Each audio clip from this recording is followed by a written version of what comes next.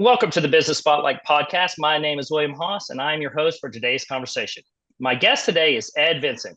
He's the owner and founder of festivalPass. We're going to be talking a little bit about his business, his journey to ownership, the challenges he's faced, as well as the wins along the way, and get a real look at what it's like to build and run a business. Ed, thank you for coming. Welcome to the show.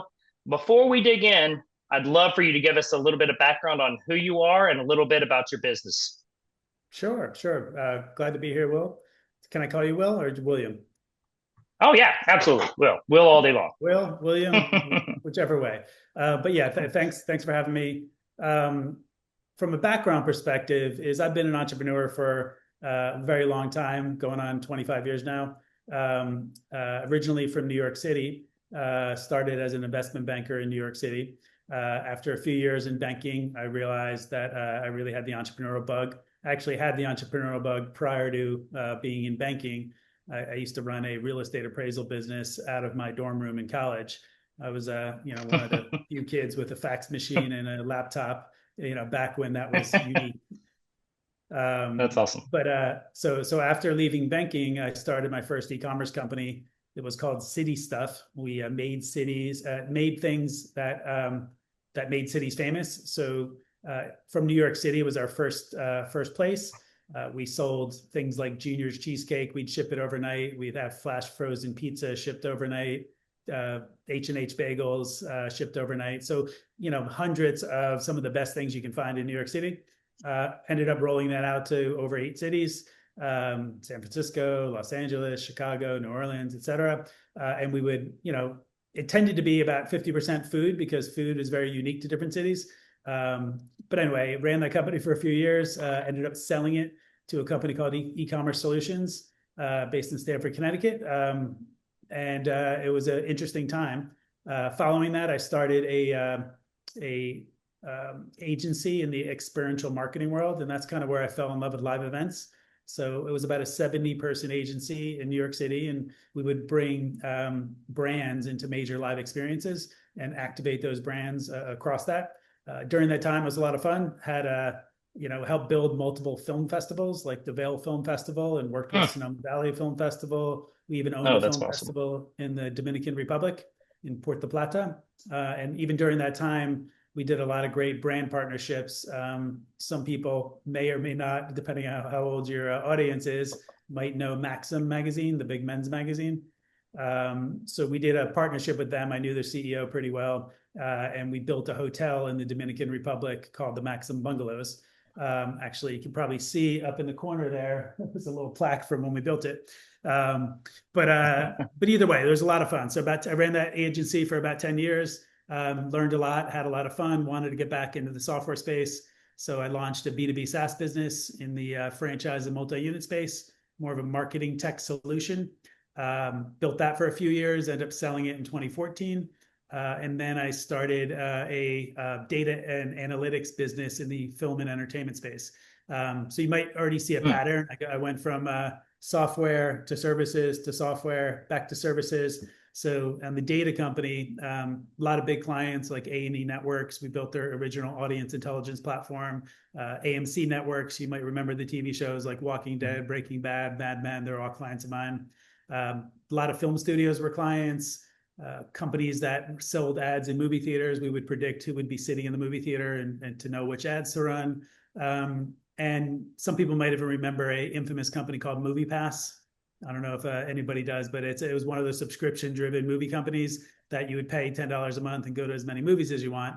But that was a client of mine. I spent about 18 months as their de facto chief data officer, learning a lot about what to do and what not to do in building a subscription business. So they had a great product market fit, but it was a mismanaged company overall.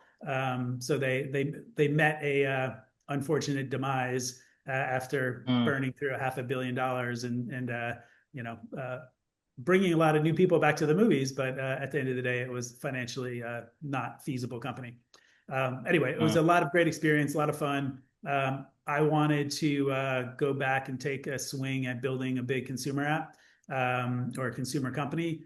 I had started, my first company was a consumer company. And by selling it too early, I never got a chance to see it thrive and reach millions and millions of people. So I came up with festivalPass. And what's ironic about even the brand is from my film festival days, I had owned that URL for 20 plus years. So it was all of a sudden I was like, oh, I can find a way to use this URL now. But at the core, what festivalPass is, it evolved over time, but it's effectively a subscription membership for live experiences. I realized that there was a huge opportunity in the live experience space. It's a $200 billion business across the live events space. So most people know Ticketmaster or StubHub or SeatGeek or Vivid Seats, all these different ticketing brands, but there was never any true membership or subscription to build a community around that. It was a very transactional business. So I saw an opportunity that could take some of the learnings from successful businesses in different categories and apply it to what we're doing here. So some people might be familiar with ClassPass. ClassPass is a monthly subscription for people that like to go to different gyms or classes, like yoga one day, Pilates one day, et cetera. And they were able to grow to over 100 countries and sell for a couple $1 billion and still operate today. And then other models like Amazon Prime, where you pay into a membership and you get a bunch of benefits. So, most people join Amazon Prime because they feel they get free shipping. So there's immediately some economic benefit. And then all of a sudden they get some free movies, they get some discounts at Whole Foods. They start realizing it's an overall efficient market. So there's no reason for them not to be a Prime member. And now, of course, they have hundreds of millions of Prime members. So we like to kind of say, from the initial set out, festivalPass is ClassPass meets Amazon Prime for live experiences. And it has evolved since then, but I'll stop right there because we are about to make a brand change and grow more into the experiential travel space. Oh, wow. Ed, that is an extensive background.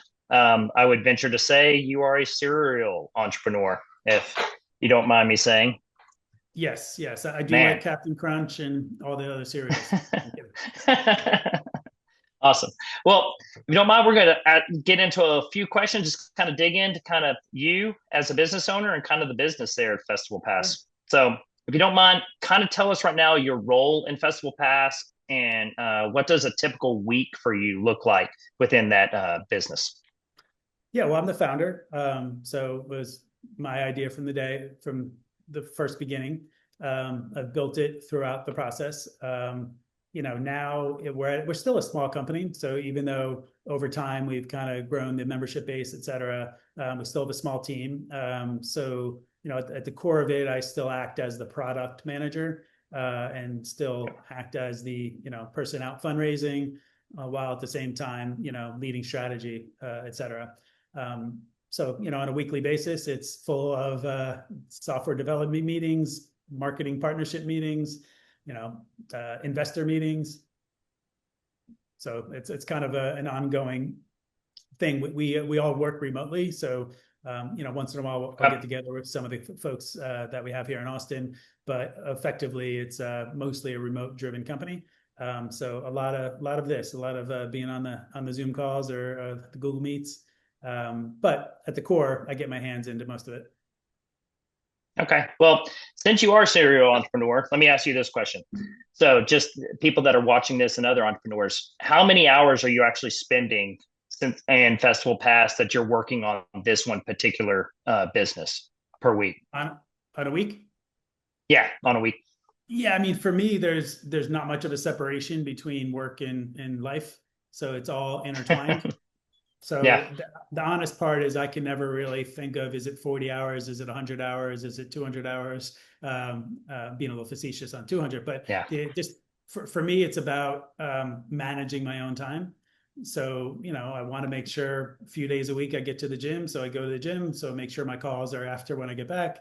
I want to spend time with my girlfriend watching some movies at night or going out to dinner. So I still do that. But everything is intertwined. Like I'm still on emails, on Slack, talking to everybody on the team, and whether it's 10 at night or 8 in the morning, it's just all continuous. So I can't really nail the amount of time, but what I love about it is even though it's a ton of hours and a ton of work, I can do it as I choose to do it. Meaning if one of my daughters is in town and I need to take them to the dentist, I go take them to the dentist. So I appreciate the flexibility, but at the same time, realize that I am putting a ton of time into the business.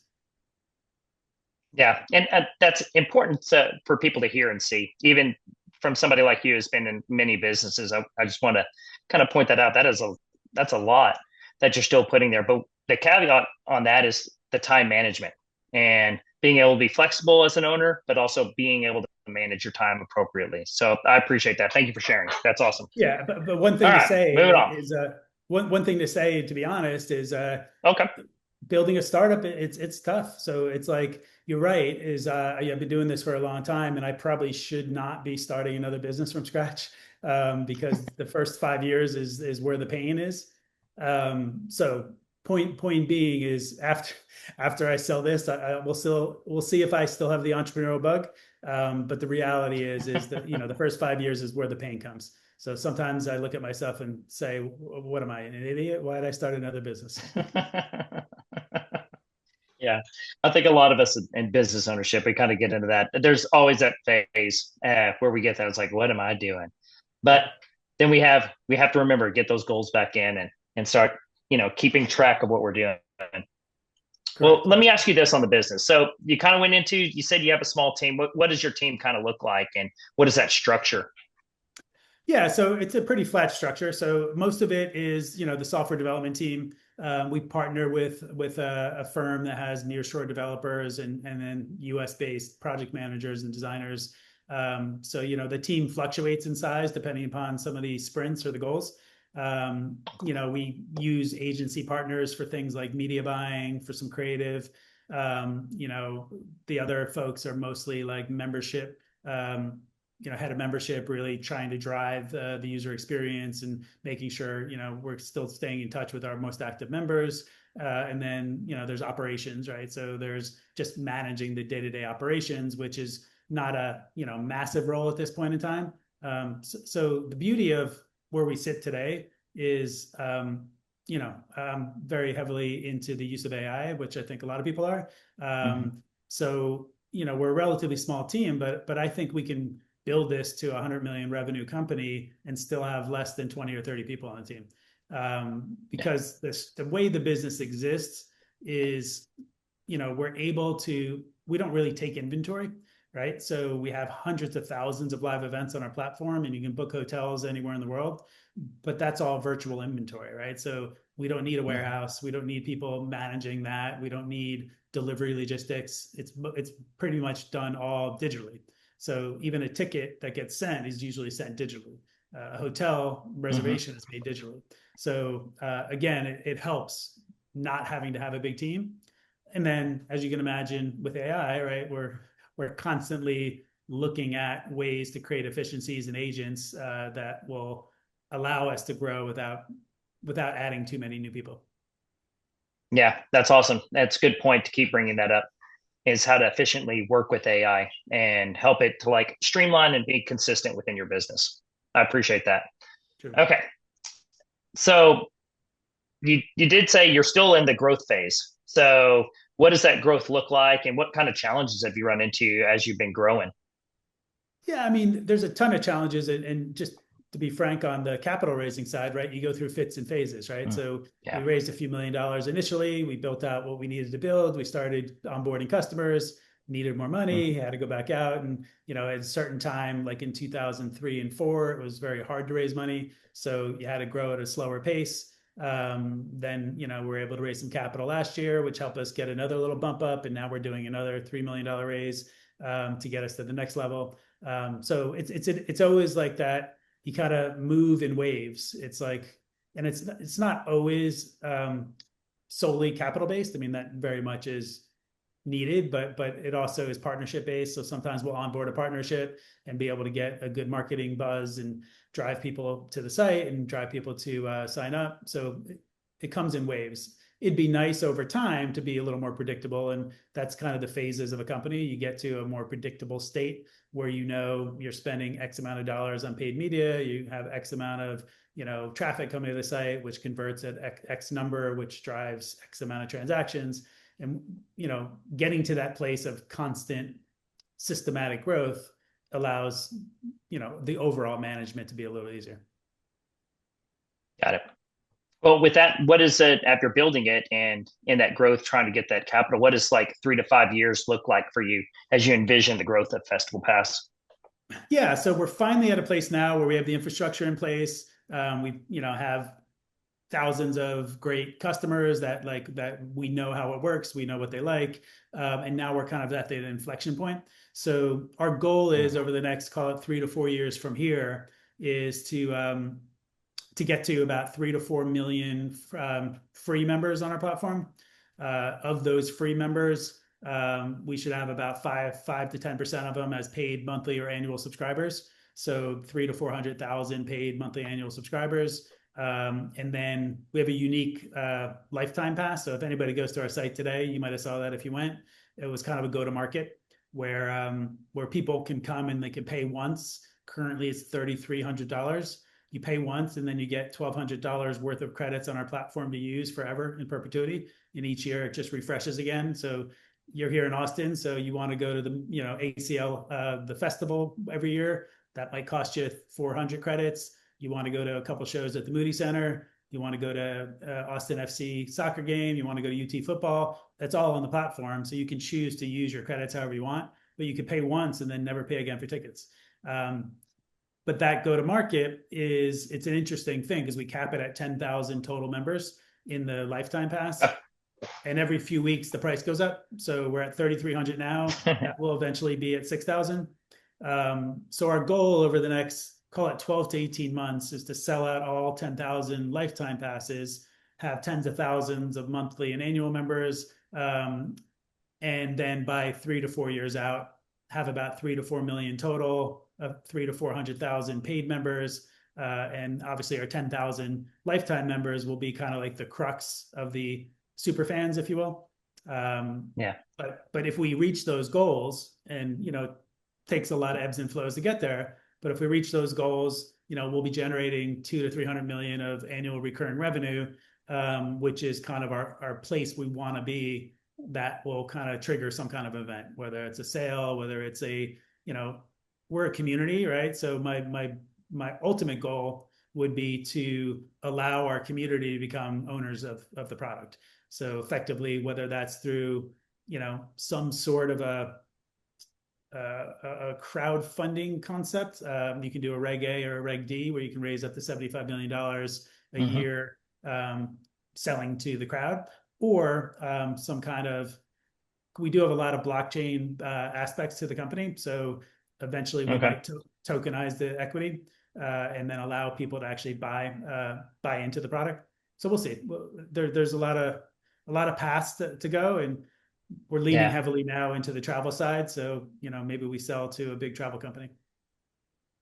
Yeah, that's awesome. That's awesome. The one thing I want to go back to and just have you explain, it's like, where did you come up with the concept of getting the members? And I love the thought that they're like, hey, the early ones get in less. And as it keeps going up to the point where we've sold out our membership, it just keeps getting more and more. That is a very unusual concept. And I don't think I've heard it before. If you don't mind going into that a little bit, that's awesome.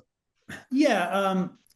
It was an evolved process. I mean, to be purely honest, the initial concept of a lifetime pass was started back when the world of NFTs were interesting. If you remember the crypto NFT stuff. Yeah. The reason why is because people would create collections of like 10,000 things. But the reason I didn't really like that was because most of those quote unquote NFTs were useless. They were just a photo or something. They were just something you had access to, but never provided any utility. So when we started thinking about it, we're like, well, we could use the infrastructure of the blockchain and make it really unique, but actually make it something somebody wants, like something that truly has utility. So for our lifetime pass, it actually is a digital asset. I won't use the word NFT because that's a very negative word, but it actually is a digital asset. And when you buy it, you actually own an Ethereum token. And with that token, you now own it. So you can use it forever. You can get $1,200 a year to use. Or, once we sell out at $6,000, you can sell it to somebody on the secondary market for $6,000 or $10,000 or whatever the price is. So the concept of having a limited supply of something was triggered from that world of NFTs, but the concept of building a early adopted user base by offering them a lower price and then increasing it over time, that was more like, it was unique to this space, so it's never been done in this space. But I would see things like that happen in, just various marketing promotions where people always, made things cheaper for the early adopters. And then as it grew, it got to a place where when somebody's paying for it at the last price increase, as long as the value is still there. So the reason we're capping the price increase to 6,000 is because that's still valuable, right? So that still gives people $1,200 a year. And if you do the math, that's about 5 years worth of value, right? So if you assume that you have this pass for at least 10 years, you can have it for your life, but you have it for at least 10 years, you're getting $12,000 worth of value, but you're only paying $6,000 for it. So you can resell it, and it's an asset that you can resell in the future. So you could, get your $12,000 of value and then sell it for the original price you paid, or even more than you paid for it originally. So anyway, it's just a unique way to have a go-to-market. The biggest impact for us was getting Superfans on the platform early, because we wanted to see how people transacted. We want to see what they did. The hypothesis was, I believe that live experience fans like to do things cross-genre.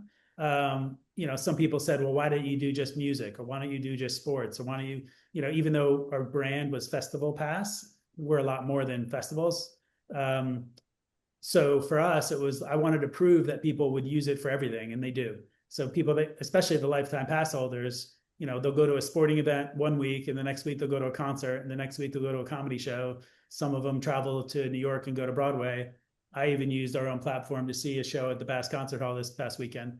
So anyway, it was a way to get people active and engaged, and become super fans that are non-churning, meaning that once they pay, they're there for life. So they're not every month. We're not worried about who's leaving, who's not leaving.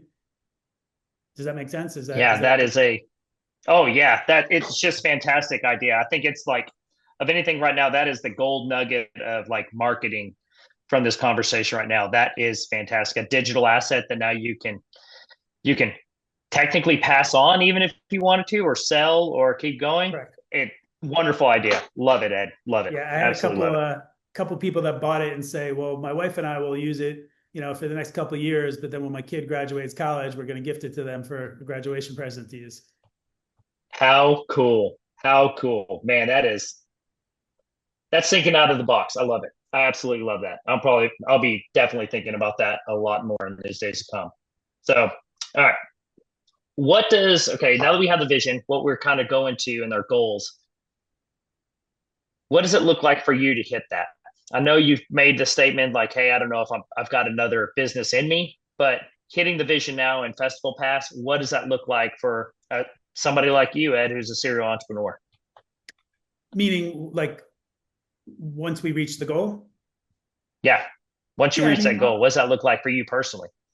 Yeah, I mean, honestly, I'm less concerned about like what it means from a financial perspective, more concerned about what it means from kind of a lifestyle perspective. So like what I enjoy about this business is I'm a live experience fan to begin with, right? So I love going to live events, all of them. And also started realizing the trend in the travel space. So as I mentioned to you earlier, we're leaning a lot more into the travel side of it. Experiential travel is the fastest growing sector of travel in general. It's a $2 trillion business today, and it's going to be a $6 trillion business over the next 5 years. And what's fascinating is Millennial and Gen Zs tend to choose the experience before they choose the destination, which is the flip of what it used to be. The Expedias of the world would be like, hey, come to London. And by the time you get to London, I'll sell you a tour of Big Ben and maybe a show on the West End. But it was always get you to a destination and then I'll fill your time. Whereas now that's not how most people shop, or consumers, especially Millennial and Gen Zs, is they're all about, well, hey, I want to go to Coachella, or I want to go see Taylor Swift, but she's in Paris, so let's go to Paris. Or I want to go on a culinary tour. Do I go to Italy? Do I go to Mexico City? Do I go to Brazil? It's all about the experience first, and then the destination follows. So to answer your core question, original question, it was I just enjoy the ability to continue to provide product where I can enjoy that life as well. I want nothing more than to be able to get it big enough where we have some influence to be able to travel to destinations and bring millions of people into creative new things. Like we've even had some investors in different countries that want to join the platform, and one is owns a ton of land in a Central American country, and they're like, we want to bring a bunch of young people here. Like some people say Costa Rica is the next thing, or Tulum's the next thing, but maybe our country is the next thing, and how can we bring them? Or people that want to create experiences in Greece for people that want to come and understand the history of Greece from a religious perspective. So is there a faith-based experiential side? So anyway, all of that stuff I love and get excited about. If we ever exit or do anything like that, my goal is just to really just appreciate the world of live experiences and continue to do that. So it doesn't really impact my life. Hopefully, I can finally pay my kids' college education, but outside of that, well, at least they get free passes. They can go check out all the festivals and travel and have that too. So that is true. Yeah, that's awesome. Yeah, that's awesome. Ed, this has been fantastic. This has been a really eye-opening and fantastic conversation. You know, we're going to start. I'm going to hit you with some rapid fire questions. You ready? Ready for those? All right. Bring them when you got them. First one. All right, here we go. What's the key to success for you? Well, success for me is living life authentically. So effectively, whatever that means is, as long as the decisions I make are authentically true to the life I want to lead. So choosing this business at this point in my life is authentic to me. So that to me is success. Now I just have to make it, business successful. Yeah, very good. Very good. That's awesome. Okay. What's one piece of advice for business owners that you would love to impart to them? Advice. And I guess it's hard to ask. Like, business owners could be many different things. If you're building like a tech platform that needs to scale, that's very different than running an HVAC company or running a retail store or owning a restaurant. But the only thing I always say is I always go back to the Jeff Bezos quotes. At least it was attributed to him, but it's I'm going to bungle the exact terminology, but the theory is there. It's be true and authentic to the mission, but be flexible in the details. Meaning, know where you want to go. Very good. But don't be so adamant that you know the right way, and allow the pivots to happen. Allow things to change, new partnerships to evolve, as long as you keep your eye on the core long-term mission. Yeah, I love that. Being malleable. That's awesome. Yeah. Okay. What is a book or podcast that you currently right now are getting into? Well, I can say on the book side, there's always been ones that I'm not reading necessarily right this minute, but what I've always loved. They're the yin and the yang. One's mostly about quantitative aspects of measurement. So there's a book called Measure What Matters. So it's like when you're actually trying to build a business, actually understanding your KPIs and understanding kind of the ability to create goals collectively for the business, but then individually to achieve those goals. On the more curious mind side, there's a book called The Curious Mind by Brian Grazer, the Hollywood producer. Great book because it inspires the ability to just want to understand people and humans. I always look at that as kind of an inspiration. On the podcast side, I mean, I'll be honest, most people may or may not like it, but I do enjoy listening to the All In podcast. Are you familiar with the All In podcast?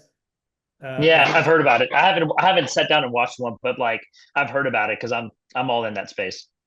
Yeah, I mean, it comes down to obviously it reaches tens of millions of people, but it's what I like about it is there's four individuals that all have different kind of political perspectives and different ideas, and they're able to stay friends and come together and debate aggressively, sometimes debate topics. But the reason I like it is it's more a mix of politics and business, and it's insightful. It allows me to feel like I'm keeping ahead on what's going on in AI, keeping ahead on what's going on in the markets, truly understanding business from a political lens. And I don't agree with everything everybody says, but I do enjoy hearing the debates.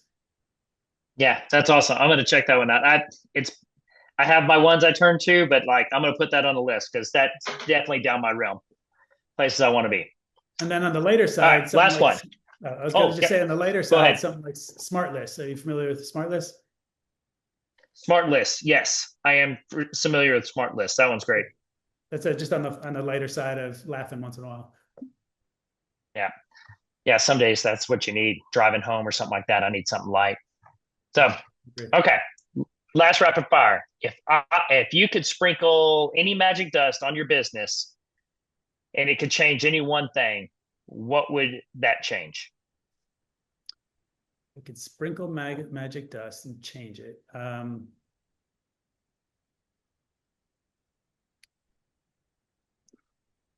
I don't know what I'd change per se. I just would like to be a little further along. Like the magic Okay. dust is, I know there's phases, and I'd like to be to a place where we have at least 1 million members on the platform, where we have hundreds of thousands, but we're not there at the millions yet. Because once you get volume, everything starts working easier. Like you start being able to make deals and getting better products for the members. Like if you again think about the Amazon analogy, when you get to scale, you can start getting the best pricing, the best access, the best everything Yeah. for your members. And our goal is to be that thing where it's a no brainer to be on our platform, because that's where you're getting the cheapest stuff, but you're getting a community, you're getting the best access to things that you never thought you'd get, and you're getting discovery. I love it. I love it. Those are some fantastic points. Ed, this has been tremendous. I really appreciate you being on the podcast and being here. This has been awesome to meet you and hear about festivalPass and actually meet the guy behind a lot of stuff that we've all enjoyed and been involved with. So it's just been awesome. I But appreciate before it. we go to our last question of the day, I want you to take an opportunity and just kind of give the audience an idea of how they can find you and how they can find festivalPass and start checking that out. Sure. So festivalPass is currently just festivalpass.com. On Instagram, it's Get Festival Pass. On TikTok, same. X, same. So you can find it on all the major socials. For me personally, if it's business related, LinkedIn is usually the best path for me. That's where I'm kind of the most active. And then what was the other question? And just that, where people can Oh, find you and find your business. yeah. Yeah, So that's awesome. the one thing to share, which I really haven't shared publicly with anybody, but we are rebranding the site. So Okay. it will no longer Yeah, you be said that. festivalPass in about 2 or 3 months. It will be XPass. XPass. And the reason for that is we're just becoming so much more than just festivals. So we don't want to pigeonhole the brand. Perfect. Awesome. And will that be changing like the website and all that to be able to find It will redirect, but it will be xpass.live will be the URL. And then all the socials will eventually change to XPass. Okay. XPass.live. Awesome. Well, we're here to our final question for the day. Ed, you ready? I am. What's the most inspiring thing for you today? The most inspiring thing for me personally today? Personally for you today. Yes, sir. Inspiring. I made it.